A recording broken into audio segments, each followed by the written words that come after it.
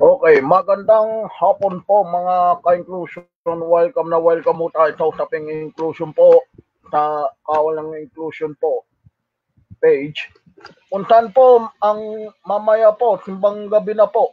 Umpisa na po ng misa kagabi, bukas po madaling araw, umpisa na rin. Ayun, yung pag-uusapan po natin, yung kawalang hiya ni Rodelio Daguman. Yun nga, sinasabi maraming daw kaaway, tsaka yun nga, yung naparangal nung nakarang Biyernes po, siya po yung Hall of Shamer ng kawal ng inclusion. Yun na nga masasabi po natin. Kaya buti ka mo, hindi na ako nag-host po sa kanilang sa radio ay tinanggal din siya. Yun nga, ang kala natin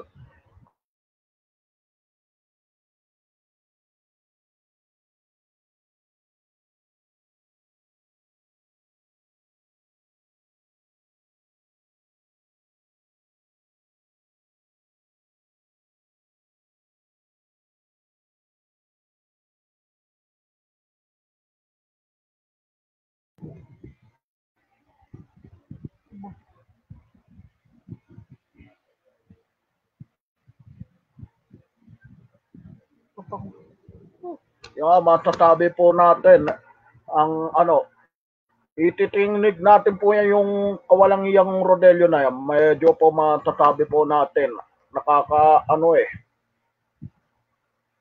yung panoorin natin yung kanyang salita.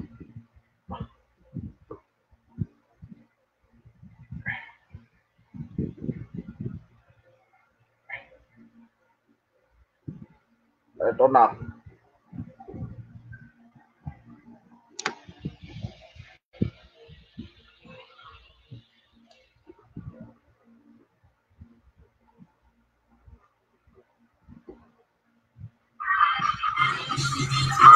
Magandang umaga po.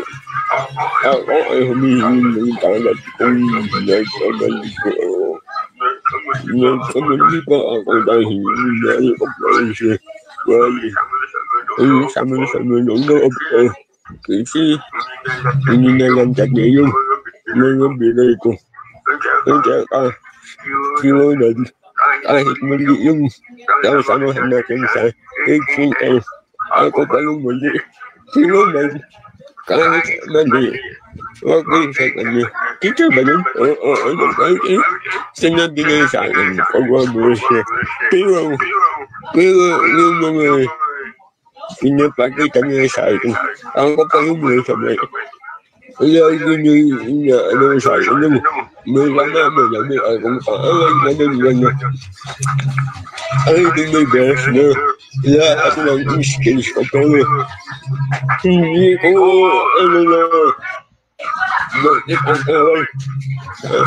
Kasi ang bakit ako inaalaw nila. Dahil mga pati nila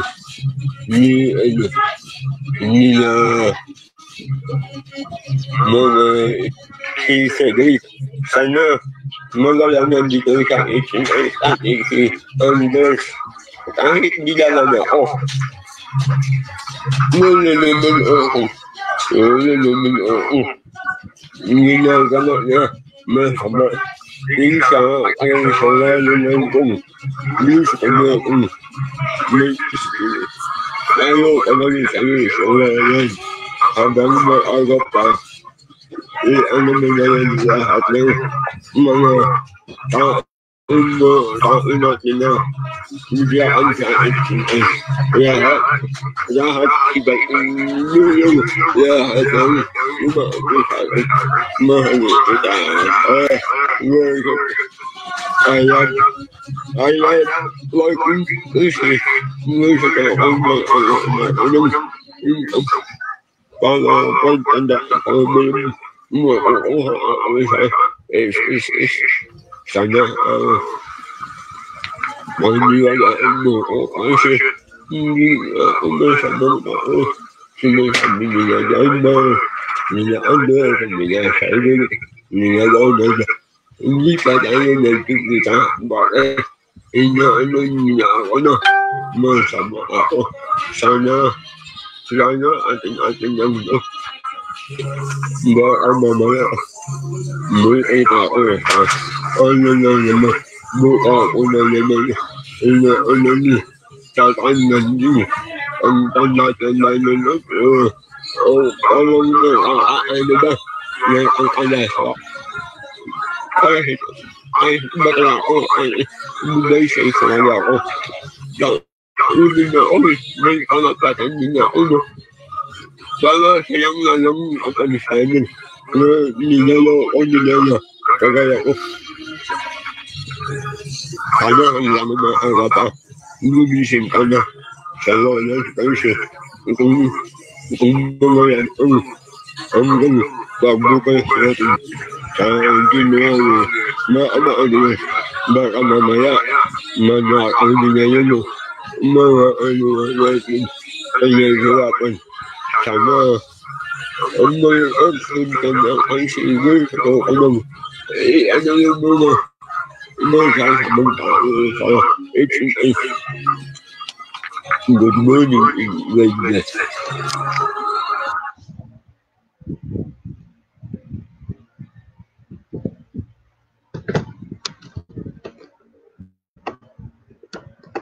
Thank you very much po, Mr. Rodelio KNI Hall of Shamer in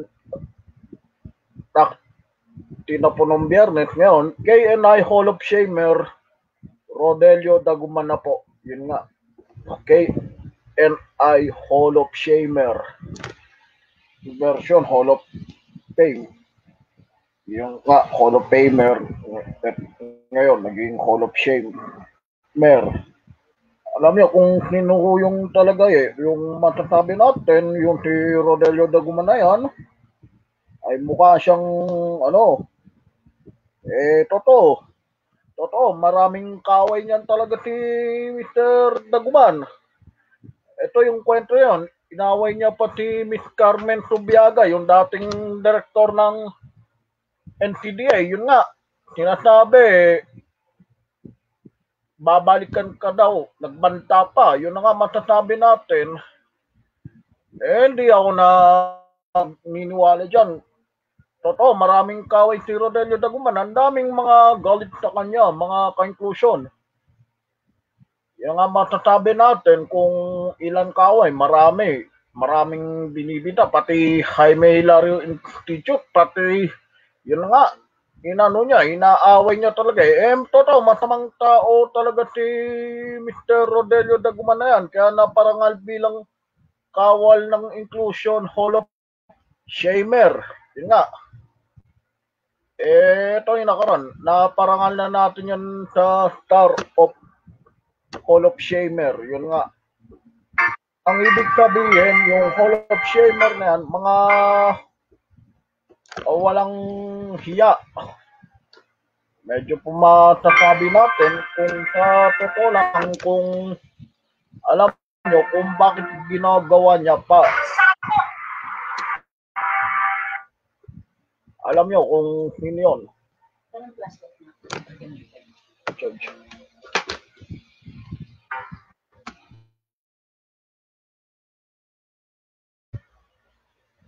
Yun na nga, masasabi natin. Alam nyo kung sino yun yung may totoong ugali po ni Ginoong Rodelio Daguman na yan. Sabi natin, namang ugali talaga niya. Yun na nga, maraming daw kaaway, maraming yun, yung sinasabi natin kung marami siyang kaaway talaga. Yun na nga, masasabi natin kung na niya pa.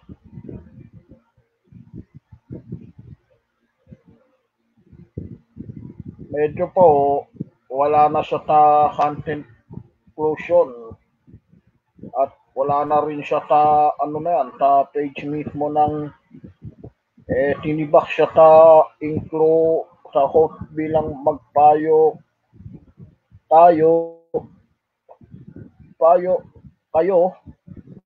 tayo ng hunting ng Inclo Radio po yung Sabado.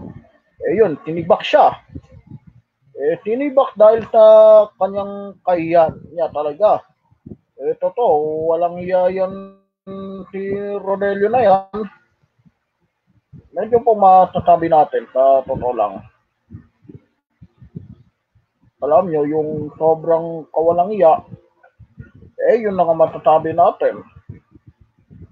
Medyo ano pala, ang mismo, sobrang kalibugan niya pala pinapakita yung kanyang baboy.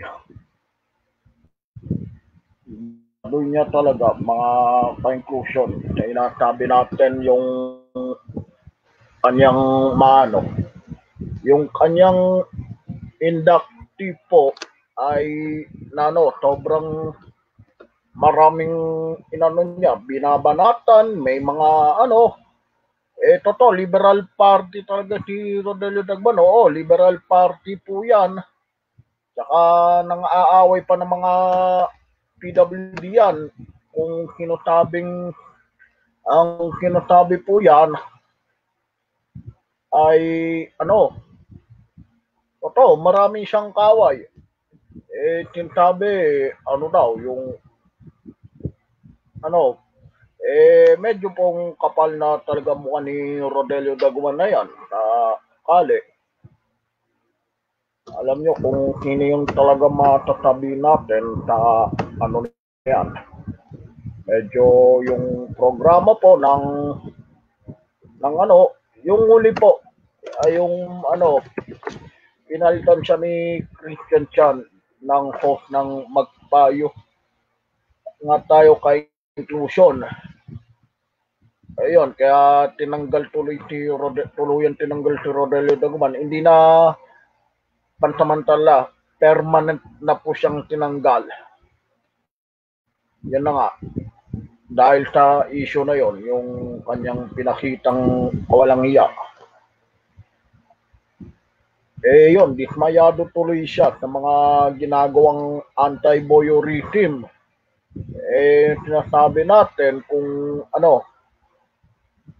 yung siya nga ay sinungaling. Mas sinungaling pa kaysa sa mga testing niya yung mga yan.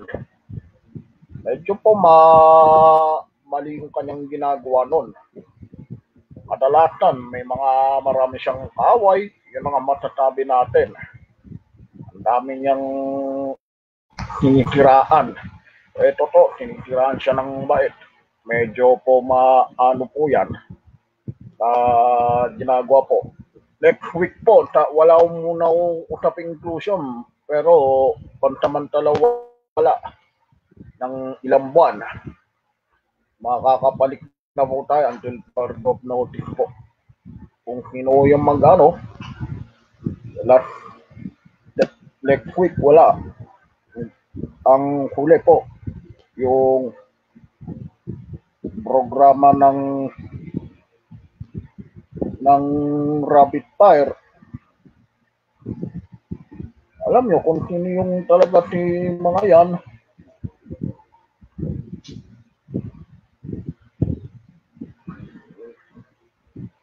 Meron naninira, meron booking na si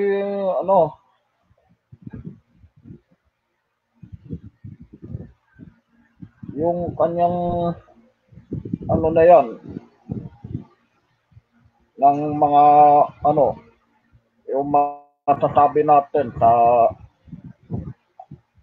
kung sino yung talaga na yan, yung mismo nung araw na yon, yung na yan, yung mali po yung kanyang ginagawa. Yan, may mga okay.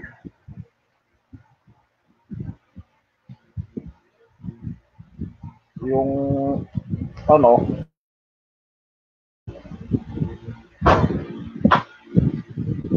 mga dyan.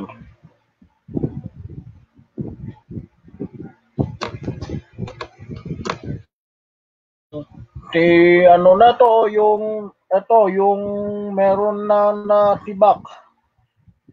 Kaka, ano lang, yung si Manigon Plantation Bay Resort and pa, nag-resign.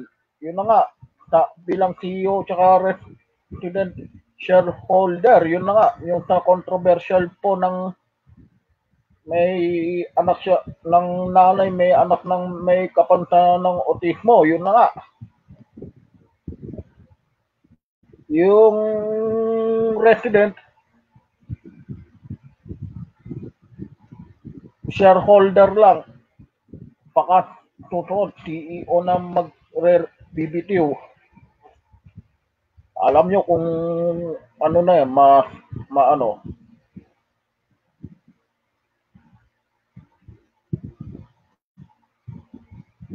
Yung may ano, kung sinong-sino po mga yan, si Rodelio Daguman ba ay ano, sa yun pala city, pero may ugali po yan. Ugali niya talaga, ano lang yan, aaway ng mga PWD yan, tapos aaway pa yan ng mga ano. Eh yun ang sinungaling. Sinungaling talaga si Rodel Daguman, maraming kaaway. Tsaka, ano, saka masamang tao yan, ako. May nangano lang yan. Alam niyo kung bakit masamang tao talaga yan. Inaway niya pa si Mr. Mensubiaga. At inaway niya pa yung Jaime Hilario Institute. Ano bang klaseng ganon? Yun na nga ay ibig sabihin, sinungaling. Oo, sinungaling talaga. Eh, binanatan na niya eh. Binanatan niya yung Jaime Hilario Institute ng Lasal Binile. Kung mismong inaway niya yung Jaime Hilario Institute na yan, ayun, maraming galit sa mga taga Jaime Hilario na yan. Ayun. Ang ibig sabihin, nang ano lang yan, nang insulto lang yan sa mga kapong taong PWD. Kung bakit niyang ginawa nun, o nga, medyo maanohin natin. Ang ugali niya talaga, mga away lang. Eh, hindi pa nakapag-move on yan, ano na yan eh, ano, yung, at ano, napakarma na siya sa kanyang ginagawa. Ito yung matatabi natin, yung sa ano na yan,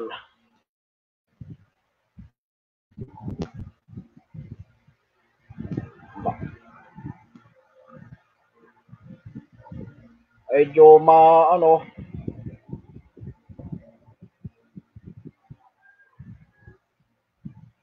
ang daming ano na yan, yung sinasabi, yung ano, ito yung sinasabi niya sa chat, sinasabi, hindi talaga ako binanggit ni Carlos na wala video nila, bakit may mga taong taga-PWD mamatay na lang ako, di ako nakatulog kagabi. Ayun, buti nga, hindi ka nakatulog, eh, kasalanan mo yan eh. Kasalanan ng ni ano na yan eh. Ayan. Ito sinasabi niya, ang kasalanan ko ay ganito ako, hindi pa gusto ko lang magtrabaho. Eh sila, maisip sila, impis tulungan nila, eh hindi, eh may experience, ang unang experience ko kila Tatage. Wala nang magugusto sa'yo, naku ka. Hindi kang tatanggapin ng ano, ng mga ano, ano, ay yung si Rodelio na yan ay ano, ay mukhang pera po yan. No, mukhang pera yan. Sinasabi natin.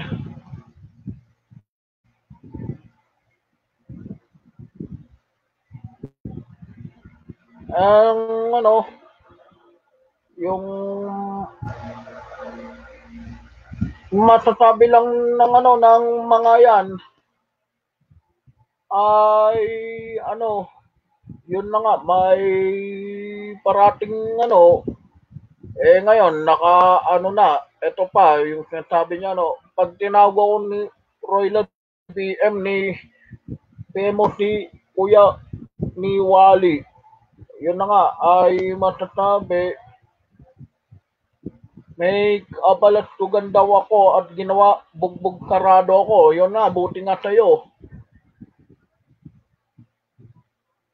yung bakit niya pang ano binugbog siya ng kanyang kapatid mukha siyang ano na yan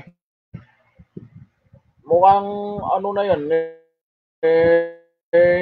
ano na parangal na tiro del gumawan ng Hall of Shame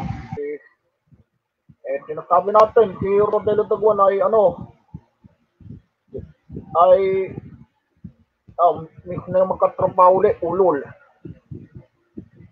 pang klaseng ganyan ka at dami problema sana mamatay na lang ako mamatay ka medyo ano sinasabi natin dyan yung mga ano sinasabi ano magkakalat-kalat pa siya ng mga scandalicious yung kanyang picture ayun yung mga ano na yan masasabi natin sa oras na yon kung maano na yan medyo pumaselan po yung kanyang pagi ng katawan bawal natin ipakita pag pinakita yan alam nyo na sasabi natin yung ano yung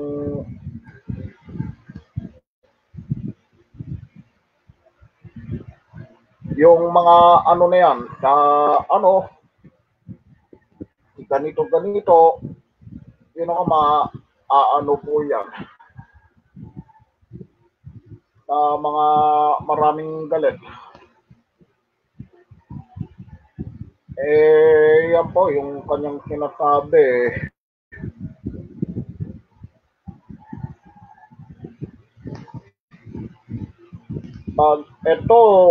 pag yan ano kung makaka-attend pa siya ng anti-inclusion meeting, outdoor meeting, hindi rin makakapunta yan. Kung bakit? Nahihiya yung kanyang ano yung ginawa niya ngayon, yung kanyang FB account ni Rodel, ano na siya, private na yung kanyang account.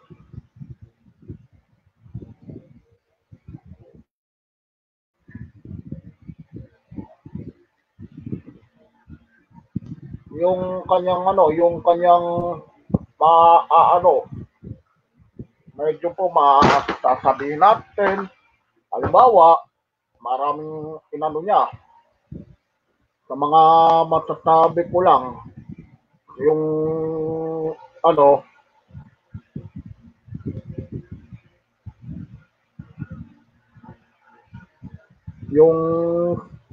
yung execom yan, hindi otorisado ng NTDA yan, tsaka PKKP.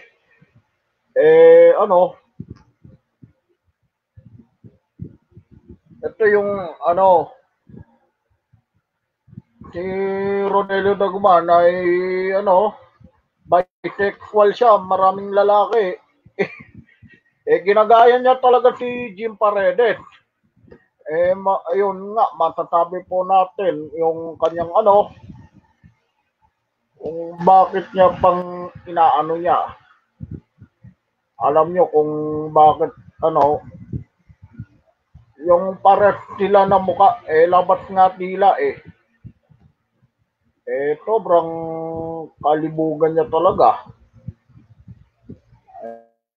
Alam niyo na, ano,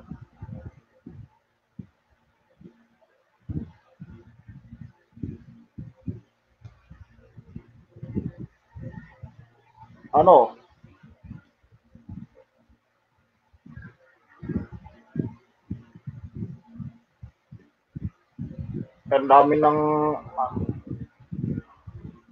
ano na yan, ang dami ng kawin ni, totoo yan, masamang tao po yan si Rodelio Dagman na yan. Ano yan, kaya kahit mag-comment siya sa Inclo Radio, binablock po yan. Yung mga comments niya, tsaka yun nga, ay, ano, kasalanan niya talaga. Kasalanan ni Rodelio Dagwan,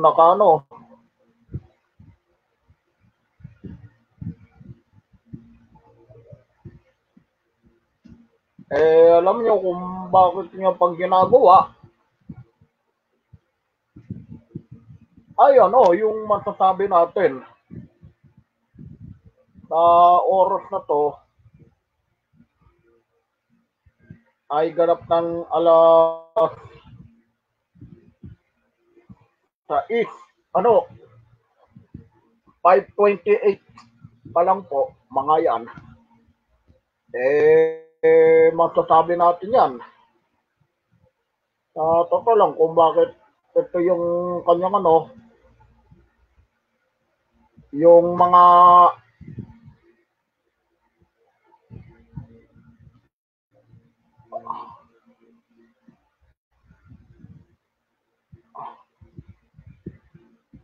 ano na yan,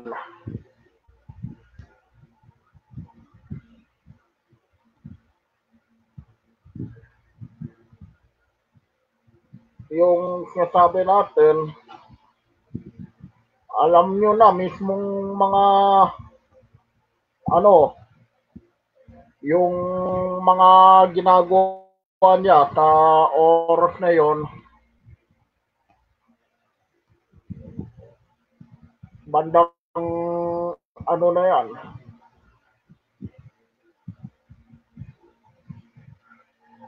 may sinasabi natin, ang sabit talaga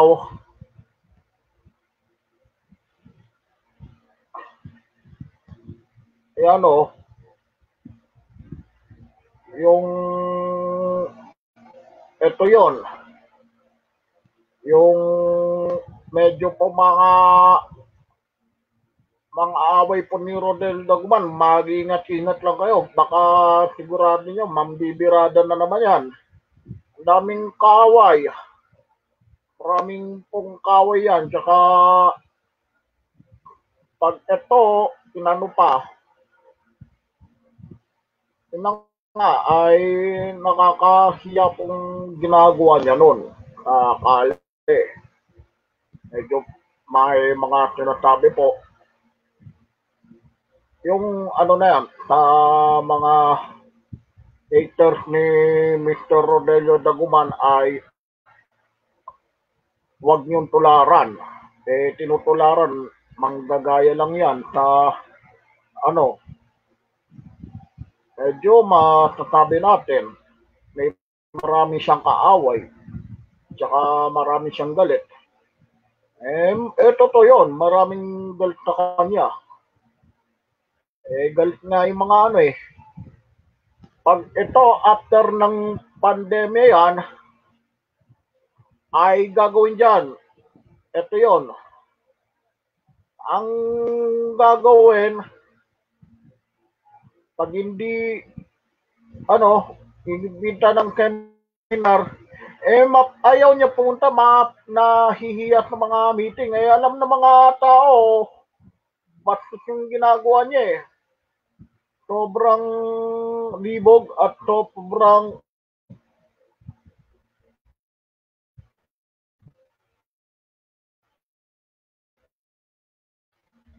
ano, Uling-uli yan. Yung masasabi natin dyan, yung kanyang nature yung kanyang matatelang ari, okay. Okay, break muna tayo saglit ng ilang minuto lang.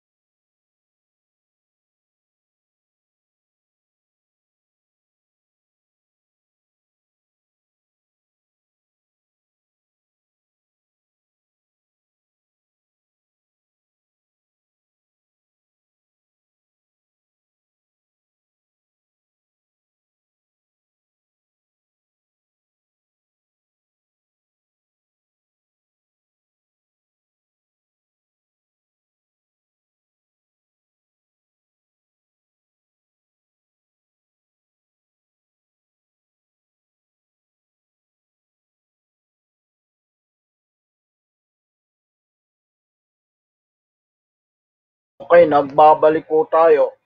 Ito po. Hello, Elbit Abe. Ayan, hello. Sabi ni Andres Pajardo. Ito yung ano, yan si Jondan Ramirez talaga, nag-post pa siya na laban sa mga Muslim Islamophobic si Jondan Ramirez at saka inedit yung muka ni Cristiano at Panginoon nito anti-Muslim at anti-Christ si Jondan Ramirez. Gago pa lang tong Jondan Ramirez na to eh. Ito, para sila ni Rodelio Daguman. Okay. Pero yung next this coming Friday, yung Ermitanyo show ay last episode di temporary last episode po yan. Ay pagbalik namin ay tatlong Ermitanyo ay magko-co-host na po ng walang iba tuwing Biyernes po si Attorney Terra Francisco, yun nga, si Attorney Terra Francisco po ang ano. Si Tatapin po ay medyo sinasabi natin kung bakit si Tatapin ay yung ano, igagas natin yan, sakali, ano, igagas po ni, ang topic po ng Biyernes po, yung ano na yan, yung taon dito, yung kay Pin, yung kung paano nila inano, medyo po masasabi natin sa oras na yun. Yung ano natin, maraming mga ano dyan. Okay. Yung sinasabi natin, kanina si Rodelio Daguman ay ano, sobrang libog pa. Oo, libog talaga yan eh. Yung malibog po yan, may mga ano, anong klaseng libog yan? Ni mas ngayong kanyang ano eh, pinakita pa yung buhok eh. Kadiri talaga yan. Okay. Ititingnig natin yung si Boy Arson. Problemado sa ano, sa kota ng lifting order bit potong. Sino yun si Boy Arson na yan? Ipaparinig natin kay Kaperti yan.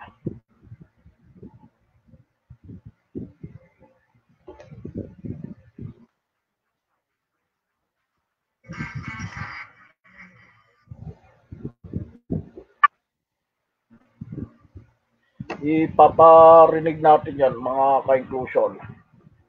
Ito na po, si Kaperti yung ipaparinig natin. Si Boy Arson na yan. Nanununog eh. Ito, ipapakinggan po natin.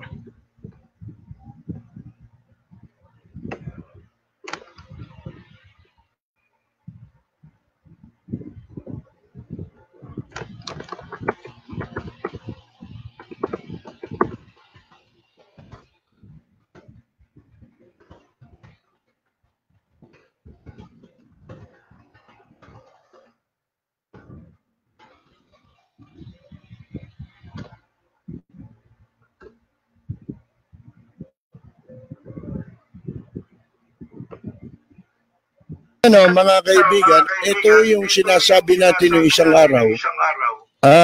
Kasi po nung mga last year,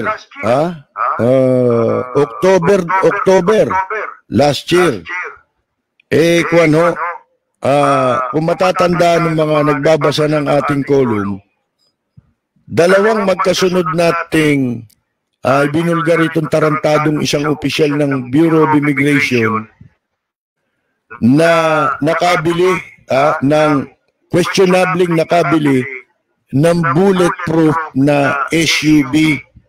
Bago lang siya nun sa immigration. Mataas ang pwesto nito, kung hayop nito. Nakaraang taon, lumabas yan sa column natin 2 beses. Kasi ang racket nila noon na nabulgar yung human smuggling. Human smuggling.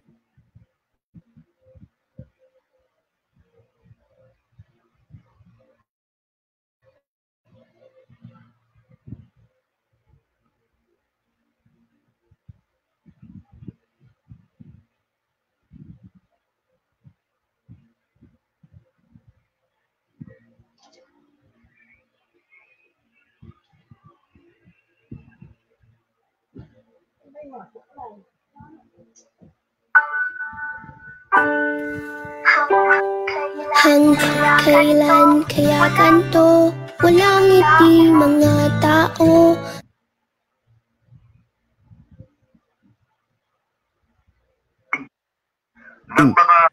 Ng mga dayuhang Bombay at saka Inchik dito sa Pilipinas.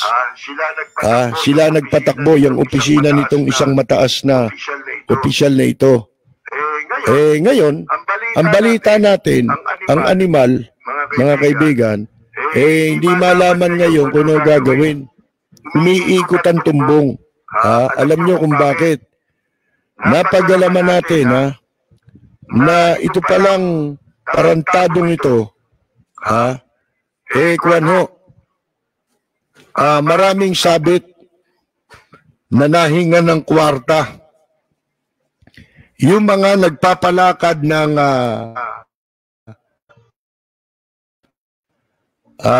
mga aplikante, mga dayuhang aplikante na kukuha ng Japanese quota. Yung tawag dyan, may quota yan sa visa.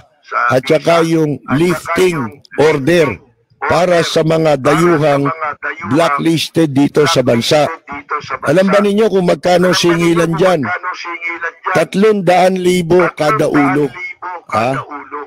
Yan ang budget. Ngayon, itong si alias Al, tinawag natin tong alias Al nung nakaraang taon. Ngayon ang tawag na natin dito Boy Arson. Sapagkat yung kanyang mga nakolektang pera para sa mga aplikante sa Japanese quota at yung lifting order para sa mga gustong maalis ang pangalan sa blacklisting, mga kaibigan ng Bureau of Immigration, 300,000 yan, bawat isang tao. Ang balita natin, milyon-milyon ang sabit nitong walang yang ito, mga kaibigan, sa dami ng aplikante na nagbigay sa kanya ng pera. Ang problema, hindi natatapos hanggang ngayon ang mga dokumento. Madalit sabi, nakapagbigay na ng pera, nasunog na yung pera, hindi pa rin tapos ang proseso at wala pa rin yung mga dokumento.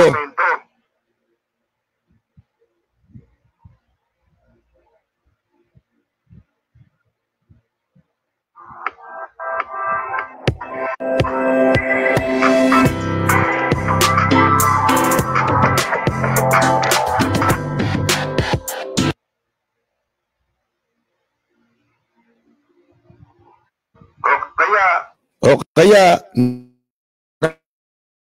problema ang walang yan, mga kaibigan, dahil ang laki ng nasunog niyan sa lapi. Milyon-milyon . Itong si alias Al, mataas na opisyal ito, mga kaibigan. Walang preno kung bumatikos. Walang preno kung bumatikos. Malalim at makatwirang komentaryo. Mag-ingat ang mga politikong gumagawa ng kalokohan at baka kayo ay tama ng Lapid Fire!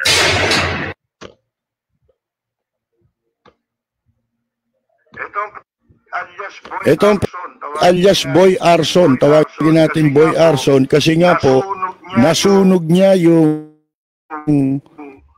mga ibinayad na suhol o inihatag na suhol sa kanya ng mga nagpapalakad po ng Japanese quota at ng lifting order dyan sa Bureau of Immigration. Alam nyo, 300,000 lagay lang yun, pinakamababa, lagay lang yun. Hindi kasama dyan yung gastos para sa mga proseso. Ngayon, umalingasaw na. Yang balitang yan, matapos nating isulat ngayong araw na ito sa ating kolum. Ngayon, kasi po, itong walang yang ito, pagkatapos niyang masunog yung pera, hindi niya ngayon alam paano niyang lalakarin, para maaprubahan itong kanyang mga, itong mga nagsipagbayad, sa kanya, nagsipaghatag ng suhol sa kanya. Alam ba ninyo kung ano naisip niya? Ha? Dahil malaki na problema niya, paano yan kung ireklamo siya, di ba? Ireklamo siya nitong mga siningil niya. Ha? Edi yung laking iskandalo niyan. Kaya naisip niya ngayon, ipakalat na siya raw ang susunod na magiging commissioner ng Bureau of Immigration. Walang hiya, ano po? Siyempre, kung kakalat yung balitang yun, iisipin ng mga nagpalakad, siya naman pala magiging commissioner eh. Kaya magantay na lang tayo. Kasi daw, malapit na raw palitan, sipain ng Malacanang yung commissioner dyan na si Commissioner Jaime Morente, mga kaibigan.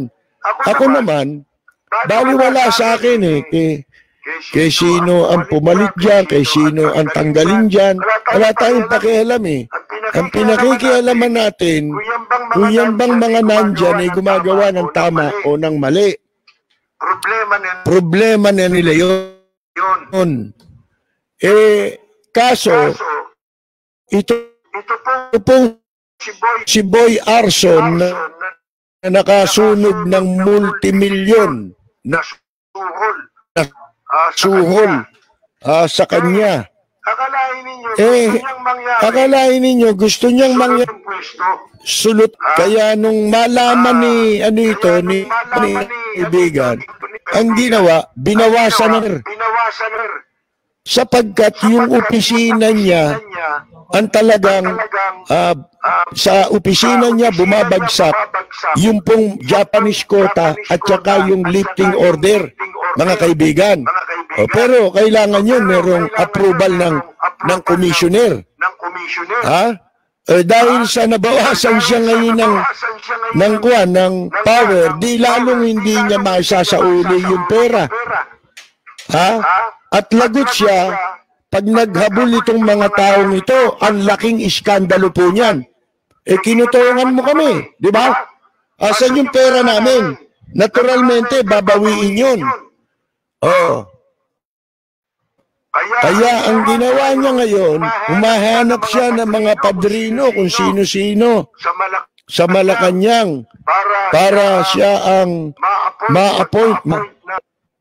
Yung nagpa-appoint sa kanya dati para maging deputy commissioner, binambo niya rin sa ulo eh. Yung pangako niyang parte sa mga koleksyon niya dyan sa Bureau of Immigration, hindi na niya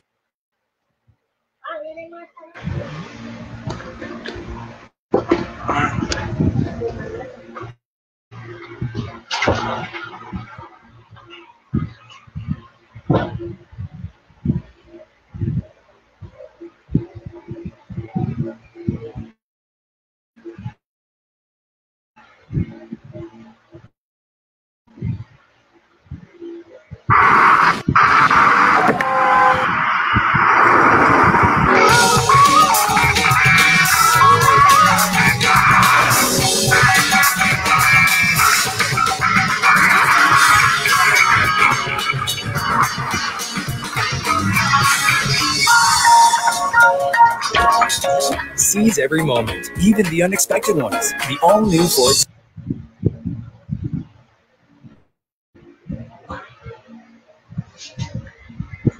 Niya binigay. Kaya wala nang hindi na pagtitiwalaan nito. Sino man ang lapitan nito, babambuhin ito sa ulo, bubukulan.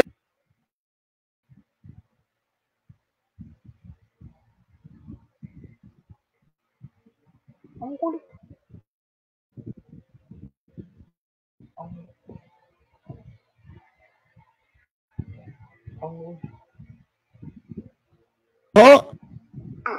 Mga kaibigan. So, yan ang ginagawa niya ngayon, ha? Para makabangon siya doon sa kanyang kinasasadlakang problema ngayon. Abay, gusto maging commissioner. Hamakin ninyo kung ganyan ang commissioner, mga kaibigan. Diba? Napakawalang niya po nito. Kukuha ng pera. Pagkatapos, hindi naman pala niya kayang paaprubahan yung pong mga Japanese quota at saka yung, ano tawag mo doon, lifting order. Siyempre, kabado rin si Morente, baka nga maisahan siya nito, masingitan siya nito, kaya ginawa yun. Binawasan yung kanyang care nitong si Boy Arson. Kaya ngayon, para siyang ibon na nabalian ng pakpak. Kaibigan. Kaya abala naman siya para humanap ngayon ng pagpapadrino na naman sa kanya upang maging commissioner. At alam ba ninyo? Walang iya talaga ito. Nung una nating ibulgar yung walang yan. Bumili ng 10 milyon ng SUV. Bulletproof, mga kaibigan. Sabi ko, sino ba papatay dito? Napakarami bang atraso ng animal na yan at makakabili ka ng 10 milyon kung wala kang ninanakaw? Ba't ka bibili ng bulletproof? Hindi ka naman si Henry C. Hindi ka naman si Lucio Tax. Di ba? Mga kaibigan. Para saan yun? 10 milyon. Na halaga ng sasakyan. Pagkatapos, yung mga tauhan nito talagang puro masisiba sa pera. Nung una yan, yung kanyang driver tsaka yung security, na-entrap yun. Extortion. Diyan sa malapit. Hinihingan nila ng pagtuhan. Ngayon, meron siya sa immigration. Kasi hindi na imbestiga. Mga kaibigan Akala na may bali imbestigahan daw yan. Hindi naman para totoo yung opisina na yan. Doon kasi nakaupo dyan. Ngayon na naman, ang balita natin, pati asawa nito, nakikialam na rin sa kanyang opisina. Sipin mo yan. Yung asawa niya, ang nagpapa-appoint ng mga tao na ipupwesto niya sa opisina niya. Katulad halimbawa, itong kung tawagin ni Ate Chris, si Ate Chris, kamag-anak ng asawa niya, hipag ng asawa niya. Ang asawa nung Ate Chris na yun, kapatid nung asawa ni Defcom Boy Arson. Ngayon, yung isa pa niyang tauhan na nagpasok din ang kanyang asawa, isang bagitong abogado. Itong abogadong ito, kung tawagin dyan sa immigration, si Boy Chikinini, siguro mahilig dyan sa magpunta sa mga sa mga, alam nyo na, sa Ispakol, yan. Mahilig siguro dyan. Tsaka sa kung saan, pati yata sa kapa-kapa Kapa-kapa. Pinagtsatsagaan yata niyan Pagkatapos, tuwing papasok dinini mga kaibigan walang yan itong tarantadong abogadong ito na bagito pa lang kawatan na, si Boy Chikinini, pinasok ng asawa niya doon sa opisina. Pagkatapos, nung minsan muntik na palang makasuhan ng extortion. Alam niyo kung bakit? Nagpunta sa opisina ng isang travel agency. Inchik. Ang pangalan ng Inchik si Peter. Itong si Peter, kinokolekta niya ng tong.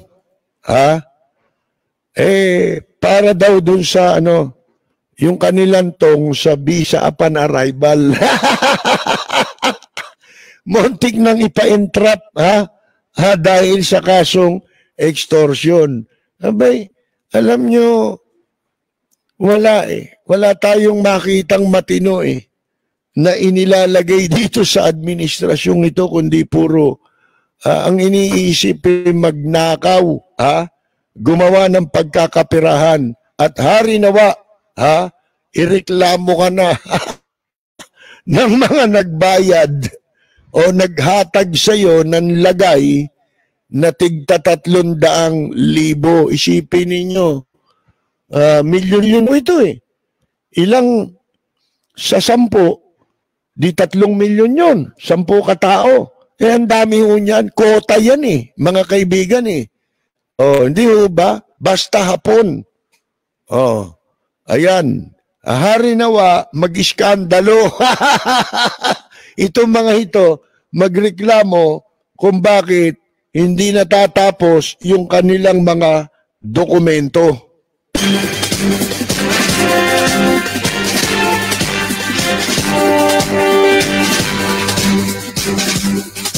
Si Kabersila.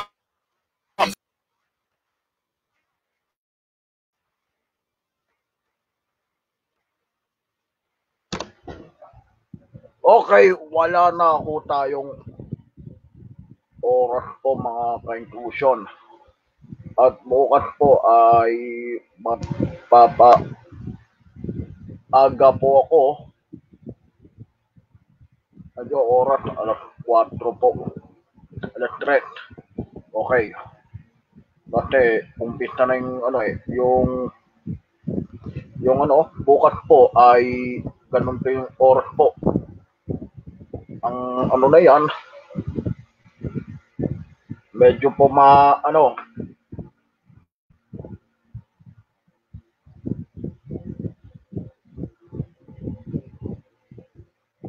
oras na